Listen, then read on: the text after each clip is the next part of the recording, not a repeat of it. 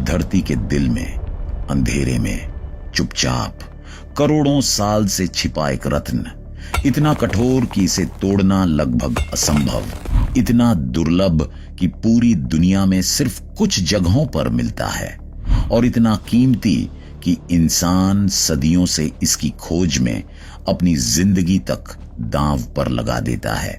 क्या आपने कभी सोचा है कि इंसान मिट्टी, चट्टान और धरती की परतों के बीच दबे इस छोटे से चमकदार रत्न को कैसे ढूंढ लेता है? कैसे पता चलता है कि किस पहाड़ के नीचे, किस नदी की तलहटी में कौन सा पत्थर हीरा छुपाए बैठा है? आज हम एक ऐसी यात्रा पर जा रहे हैं जिसमें विज्ञान है, इतिहास है, खतरनाक खोज है और प्रकृति का वो चमत्कार है जिसे हम हीरा कहते हैं। तैयार हो जाइए, यह सिर्फ एक कहानी नहीं, धरती की सबसे पुरानी दास्तान है। धरती के गहरे अंधेरे में सतह से लगभग 200 किलोमीटर नीचे एक असाधारण घटना घटती है। यहाँ तापमान हजारों डिग्री और दबाव इतना तीव्र होता है कि साधारण कार्बन के परमाणु एक दूसरे से कसकर जुड़ जाते हैं। लाखों वर्षों में यह बंधन एक क्रिस्टल बनाता है जिसे हम हीरा कहते हैं। यह जन्म मानव या तकनीक की पहुंच से कहीं दूर पृथ्वी की कोख में होता है, लेकिन यह सिर्फ शुरुआत है। असली चमत्कार तब होता है जब यह रत्न धीरे धीरे ऊपर की ओर उठता है, जैसे धरती स्वयं इसे दुनिया को दिखाना चाहती हो। हीरा भले ही धरती की गहराइयों में पैदा होता है, लेकिन इंसान कभी वहां तक नहीं पहुंच सकता। तो फिर यह दुर्लभ रत्न सतह तक कैसे आता है? इसका उत्तर छिपा है करोड़ों साल पुराने उन भयावह ज्वालामुखियों में जिन्हें आज हम किम्बरलाइट ज्वालामुखी कहते हैं। ये ज्वालामुखी सामान्य ज्वालामुखियों की तरह धीरे धीरे नहीं फटते थे। इनके विस्फोट इतने तीव्र और तेज थे कि धरती की गहराई से मैग्मा, चट्टानें और हीरे पल भर में ऊपर की ओर धकेल दिए जाते थे। यह विस्फोट एक प्राकृतिक लिफ्ट की तरह काम करता था, जो हीरों को सतह के करीब तक ले आता था बिना उन्हें नुकसान पहुंचाए। इन विस्फोटों के बाद पृथ्वी की सतह में बनी संकरी गहरी संरचनाओं को किम्बरलाइट पाइप्स कहा जाता है। ये पाइप्स हीरा खनन की दुनिया के लिए संकेत हैं। जहां भी ये पाए जाते हैं वहां हीरों के मिलने की संभावना कई गुना बढ़ जाती है। आज दुनिया की सबसे बड़ी हीरा खदानें अफ्रीका की ओरापा, रूस की मीर, कनाडा की डायविक इन्हीं पाइप्स के पास स्थित हैं। वैज्ञानिक धरती की परतों, चट्टानों और पुराने ज्वालामुखीय रास्तों का अध्ययन करके पता लगाते हैं कि यह प्राकृतिक लिफ्ट कहां हो सकती है। यही कारण है कि हीरा सिर्फ एक रत्न नहीं, बल्कि धरती के प्राचीन भूगर्भीय इतिहास का जीवित प्रमाण है। हीरे की वैज्ञानिक खोज भले आज होती हो, लेकिन इसकी पहचान हजारों साल पहले भारत में हुई थी। इतिहासकार बताते हैं कि लगभग 2500 वर्ष पहले गंगा, गोदावरी और कृष्णा जैसी नदियों की तलहटी में रहने वाले लोग रेत धोते समय एक चमकीले, कठोर और पूरी तरह पारदर्शी पत्थर पर ध्यान देने लगे। यह चमक किसी भी साधारण पत्थर से अलग थी। उस समय के आर्षियों और व्यापारी समुदाय ने महसूस किया कि यह पत्थर प्राकृतिक नहीं, असाधारण है। तब इसे वज्र कहा गया, जिसका अर्थ है बिजली से भी कठोर। यह सिर्फ ताकत का प्रतीक नहीं था, बल्कि कुछ लोग इसे दिव्य शक्ति का प्रतीक भी मानने लगे। भारत से हीरे रोम और चीन तक पहुंचे। रोमन साम्राज्य में इसे युद्ध के समय तावीज की तरह पहना जाता था। प्राचीन ग्रंथ बताते हैं कि सैनिक विश्वास करते थे कि हीरा उन्हें बचाता है।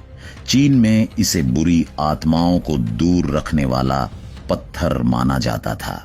समय के साथ दुनिया ने समझा कि हीरा दुर्लभ है, बहुत ज्यादा दुर्लभ। और मनुष्य दुर्लभ चीजों को हमेशा संजो कर रखता है। यहीं से हीरे का सांस्कृतिक और आर्थिक महत्व बढ़ा। लेकिन उस समय किसी को अंदाजा नहीं था कि जमीन के नीचे क्या छिपा है। कोई नहीं जानता था कि यह पत्थर कहां बनता है, कैसे बनता है और क्यों इतना कम मिलता है। यह रहस्य सदियों बाद वैज्ञानिकों ने खोला। हीरा दुनिया के सबसे कठिन खनिजों में से एक है, लेकिन उसे ढूंढना उससे भी कठिन। भूवैज्ञानिकों का काम किसी जासूस जैसा होता है। वे सीधे हीरा ढूंढने नहीं जाते, बल्कि उसके संकेतों को खोजते हैं। सबसे पहले वे चट्टानों की उम्र का अध्ययन करते हैं। हीरे प्राचीनतम चट्टानों में मिलते हैं जो अरबों साल पुरानी होती हैं। फिर वे देखते हैं कि क्या उस क्षेत्र में कभी ज्वालामुखी विस्फोट हुए थे। अगर पुरानी ज्वालामुखीय गतिविधि के संकेत मिल जाए तो यह पहली बड़ी सफलता होती है। इसके बाद वे खोजते हैं इंडिकेटर मिनरल्स जैसे गार्नेट, क्रोम डाइऑक्साइड और इल्मेनाइट। ये खनिज अक्सर वहीं पाए जाते हैं जहां हीरे मौजूद होते हैं। इन्हें पाकर वैज्ञानिक समझ जाते हैं कि सही जगह पर हैं। आज तकनीक ने खोज को और भी स्मार्ट बना दिया है। उपग्रह धरती की चुंबकीय तरंगों को स्कैन करके बताता है कि नीचे कौन सी चट्टानें हैं। ड्रोन विशाल क्षेत्रों को मैप करते हैं। ग्राउंड रडार मिट्टी के नीचे की परतों की लाइव तस्वीर देता है। भूवैज्ञानिक महीनों तक सैंपल इकट्ठा करते हैं, मिट्टी, रेत, पत्थर, और उन्हें प्रयोगशालाओं में जांचते हैं। कहीं कोई छोटा सा क्रिस्टल, कोई असामान्य चमक या किसी खनिज का अनुपात, सब कुछ सुराग होता है। यह एक धीमी पर बेहद रोमांचक जांच यात्रा होती है। हर कदम पर उम्मीद और अनिश्चितता दोनों चलते हैं। जब भूवैज्ञानिकों को पर्याप्त संकेत मिल जाते हैं, तब शुरू होता है अगला और सबसे महत्वपूर्ण चरण, प्रोस्पेक्टिंग। यही वह चरण है जहां अनुमान, विज्ञान और मेहनत एक साथ मिलते हैं। सबसे पहले एक विशाल क्षेत्र को छोटे छोटे हिस्सों में बांटा जाता है। टीमें विभिन्न बिंदुओं से मिट्टी, रेत और चट्टान के नमूने इकट्ठे करती हैं। हर नमूने को सावधानी से पैक कर प्रयोगशालाओं में भेजा जाता है। विज्ञान यहां बेहद बारीकी से काम करता है। एक छोटा सा खनिज भी पूरी दिशा बदल सकता है। प्रयोगशाला में नमूनों को धोया और छाना जाता है। भूवैज्ञानिक माइक्रोस्कोप से हर कण की जांच करते हैं। अगर उनमें से किसी में इंडिकेटर मिनरल जैसे कि चमकीला गार्नेट मिल जाता है, तो यह संकेत है कि आसपास कहीं गहराई में एक पाइप मौजूद हो सकता है। कभी कभी यह प्रक्रिया महीनों चलती है। कई बार टीमों को कुछ नहीं मिलता और वे दूसरे क्षेत्र में फिर से शुरुआत करती हैं। हीरा खोजने का काम जितना वैज्ञानिक है, उतना ही धैर्य का खेल भी। फिर आता है वह क्षण जब किसी नमूने में एक छोटा सा रफ हीरा मिलता है। भले वह आधे चावल जितना हो, लेकिन उसकी चमक पूरी टीम को उत्साहित कर देती है। यह वह क्षण होता है जब सब समझ जाते हैं, यहीं नीचे कहीं हमारा लक्ष्य छिपा है। अब अगला चरण होता है परीक्षण, खुदाई, और अगर परिणाम मजबूत हों तो खदान विकसित करने का निर्णय। एक बार पुष्टि हो जाए कि जमीन के नीचे हीरे हैं, तो शुरू होता है धरती के सबसे बड़े इंजीनियरिंग प्रोजेक्ट्स में से एक, ओपन पिट माइनिंग। यह वह चरण है जहां प्रकृति और मशीनों का संघर्ष साफ दिखता है। सबसे पहले एक विशाल क्षेत्र को साफ किया जाता है। फिर भारी मशीनें, ड्रिलिंग रिग्स, एक्सकैवेटर्स, लॉडर्स धरती में गहराई तक छेद करती हैं। इन छेदों में नियंत्रित विस्फोटक भरे जाते हैं, जिन्हें एक निर्धारित पैटर्न में ब्लास्ट किया जाता है ताकि चट्टानें टूटकर लूज हो जाएं। इसके बाद शुरू होता है सबसे कठिन काम, सैकड़ों टन चट्टानों को बाहर निकालना, बड़े बड़े डंपर ट्रक जिनके टायर इंसान से कई गुना बड़े होते हैं, लगातार चट्टानें उठाकर प्रोसेसिंग प्लांट तक ले जाते हैं। इन गड्ढों की गहराई कभी कभी 500 मीटर से भी ज्यादा होती है और उनका व्यास किलोमीटरों में। दुनिया की कुछ खदानें अंतरिक्ष से भी दिखाई देती हैं। यह इंसानी क्षमता का एक अद्भुत प्रमाण है। लेकिन इस पूरी प्रक्रिया में एक सच हमेशा सामने रहता है। हीरा बेहद दुर्लभ है। औसतन 250 टन मिट्टी और चट्टान खोदने पर सिर्फ 1 कैरेट हीरा मिलता है। यह काम अर्थव्यवस्था, समय और ऊर्जा तीनों की परीक्षा लेता है। माइनिंग सिर्फ मशीनों का काम नहीं, बल्कि जोखिमों का भी खेल है। हर सेकंड सुरक्षा और सतर्कता जरूरी है, क्योंकि एक छोटी सी चूक बड़े हादसे का कारण बन सकती है। हीरे सिर्फ धरती की गहराई में नहीं छिपे होते। कई बार प्रकृति उन्हें धीरे धीरे अपनी सतह पर ले आती है। समय, हवा, बारिश और भूगर्भीय गतिविधियों के कारण पुरानी किम्बरलाइट चट्टानें टूट जाती हैं। इनमें छिपे हीरे बहकर नदियों, झीलों और समुद्री तटों तक पहुंच जाते हैं। यही कारण है कि कई प्राचीन सभ्यताओं ने हीरे सबसे पहले नदी किनारों पर ही खोजे। अलूवियल माइनिंग का पहला चरण है नदी की तलहटी से रेत और कंकड़ को इकट्ठा करना। इसके लिए पानी का रुख मोड़ा जाता है, अस्थाई बांध बनाए जाते हैं और मशीनें नदी के तल को खंगालती हैं। इसके बाद रेत को वॉशिंग टेबल्स या जिगिंग मशीनों में डाला जाता है, जहां भारी खनिज नीचे बैठ जाते हैं और हल्की रेत बह जाती है। हीरे अपने वजन और घनत्व के कारण नीचे रह जाते हैं। अफ्रीका में, विशेषकर नामीबिया में, समुद्री हीरों की खोज दुनिया की सबसे कठिन खनन प्रक्रियाओं में से एक मानी जाती है। यहां विशाल जहाजों पर लगे बड़े वैक्यूम सिस्टम समुद्र की गहराई से रेत खींचकर उसे प्रोसेसिंग यूनिट में भेजते हैं। लेकिन अलूवियल माइनिंग की सबसे खूबसूरत बात यह है, कई बार दुनिया के सबसे साफ, सबसे उच्च गुणवत्ता वाले हीरे इन्हीं नदी तटीय क्षेत्रों से मिलते हैं। जिसने भी इन्हें देखा है वह मानता है प्रकृति कभी कभी खुद सबसे बेहतरीन जौहरी बन जाती है। खनन के बाद हीरे की सबसे जोखिम भरी यात्रा शुरू होती है, प्रोसेसिंग। यह वह चरण है जहां साधारण दिखने वाली चट्टानों को तोड़कर उनके भीतर छिपे हीरों को सुरक्षित निकालना होता है। सबसे पहले ट्रकों से आई चट्टानों को बड़े क्रशर्स में डाला जाता है, लेकिन यह क्रशिंग बेहद सावधानी से की जाती है, क्योंकि ज्यादा दबाव डाल दिया जाए तो रफ डायमंड टूट सकता है और कम दबाव से चट्टान नहीं टूटेगी।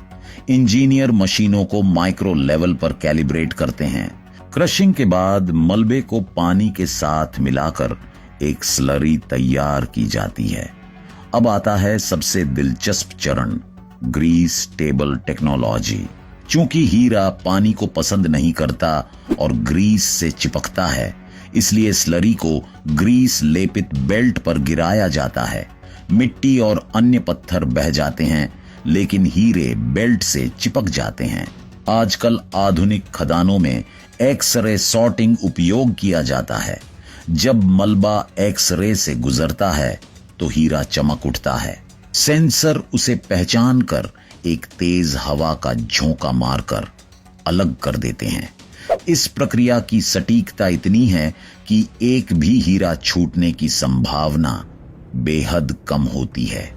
अंत में मशीन से निकले हीरों को हाथ से भी जांचा जाता है, क्योंकि प्रकृति की अनियमितता को कोई मशीन पूरी तरह नहीं पढ़ सकती। रफ डायमंड को देखकर कोई नहीं पहचान सकता कि यह वही रत्न है जिसे दुनिया सबसे कीमती मानती है। उसकी असली चमक बाहर लाने के लिए महीनों की कला, ध्यान और तकनीक की आवश्यकता होती है। सबसे पहले विशेषज्ञ हीरे को 3D स्कैन करते हैं। कंप्यूटर तय करता है कि किस दिशा में कट लगाना चाहिए ताकि अधिकतम आकार और गुणवत्ता प्राप्त हो सके। एक गलत निर्णय लाखों का नुकसान कर सकता है। फिर आता है क्लीविंग या सोइंग, जहां हीरे को विशेष डायमंड डस्ट ब्लेड या लेजर की मदद से काटा जाता है। हीरा इतना कठोर है कि सिर्फ हीरा ही उसे काट सकता है। कट लगने के बाद शुरू होती है पॉलिशिंग, और यही असली जादू है। कुशल कारीगर हीरे पर 57 या 68 फैसेट्स बनाते हैं। हर फैसेट रोशनी को नियंत्रित करता है, कैसे अंदर जाए, कैसे टकराए और कैसे बाहर निकले। यही क्रिया हीरे की फायर, ब्रिलियंस और स्पार्कल बनाती है। भारत का सूरत शहर दुनिया का सबसे बड़ा डायमंड कटिंग और पॉलिशिंग हब है। यहाँ हजारों कारीगर ऐसे पत्थरों को जीवंत हीरों में बदलते हैं। एक छोटे से हीरे पर भी दिनों का समय लग सकता है। यह काम कला का भी है और विज्ञान का भी, दोनों का अद्भुत संगम। आखिर में हीरा तैयार होकर एक ऐसी चमक बिखेरता है जिसे देख इंसान भूल जाता है कि कभी यह सिर्फ मिट्टी में पड़ा एक साधारण पत्थर था। हीरे की अंतिम जांच प्रयोगशालाओं में होती है, जहां उसे 4C cut, colour, clarity, carat के आधार पर ग्रेड दिया जाता है। हर हीरे का एक यूनिक सर्टिफिकेट बनाया जाता है जो उसकी पहचान और गुणवत्ता का प्रमाण होता है। अब यह रत्न किसी अंगूठी, हार या निवेश का हिस्सा बन जाता है। सोचिए, यह यात्रा अरबों साल पहले धरती की गहराई में शुरू हुई थी और आज मानव भावनाओं, प्रेम और शक्ति का प्रतीक बनकर सामने है।